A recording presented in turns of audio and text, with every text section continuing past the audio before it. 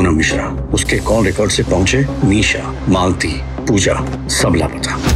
Hello বন্ধুরা, কি অবস্থা, কেমন আছেন সবাই? তো যাই হোক, ফাইনালি মুক্তি পেয়েছে আপকামিং ইন্ডিয়ান হিন্দি ল্যাঙ্গুয়েজের crime thriller movie Bhagwat chapter 1 Rakshas. Already সিনেমাটি জি5 এ মুক্তি পেয়েছে আর আমি দেখেছি।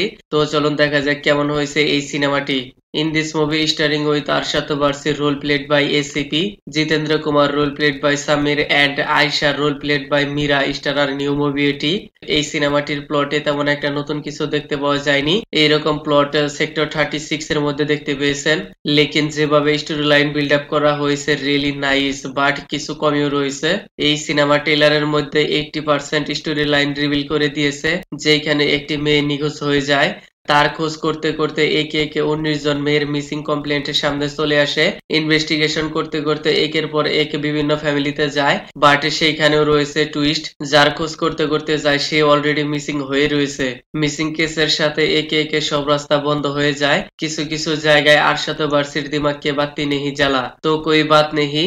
তাহলে কিভাবে খুনিকে ধরবে, ওই সব কিছুর পিছনে কে রয়েছে, তার মাকসাদ কি, এই সব কিছু জানতে আপনাকে পুরো সিনেমাটি দেখতে হবে।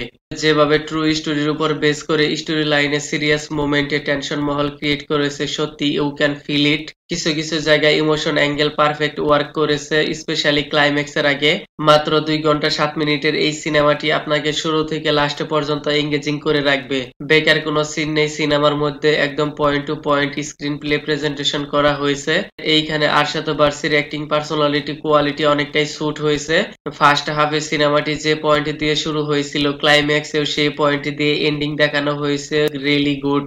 এইখানে জিতেন্দ্র কুমারের অ্যাক্টিং পার্সোনালিটি কোয়ালিটি এমন ভাবে প্রেজেন্টেশন করা হয়েছে যা দেখে আপনার শরীর কসমস করবে, লাগা দুকিয়া 2-1 থাপ্পড়। এর শয়তান কি হাসি, ম্যাডনেস, রুথলেস, এইরকম নির্দয়া কিও তা কিন্তু রিভিল করা হয়নি।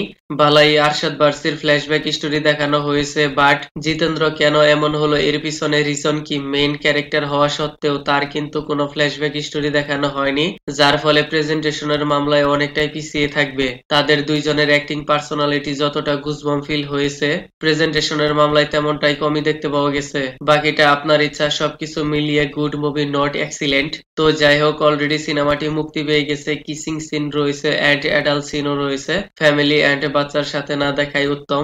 ওকে দেন, ভিডিওটি কেমন লেগেছে আপনার? ধন্যবাদ, দেখা হবে পরের ভিডিওতে।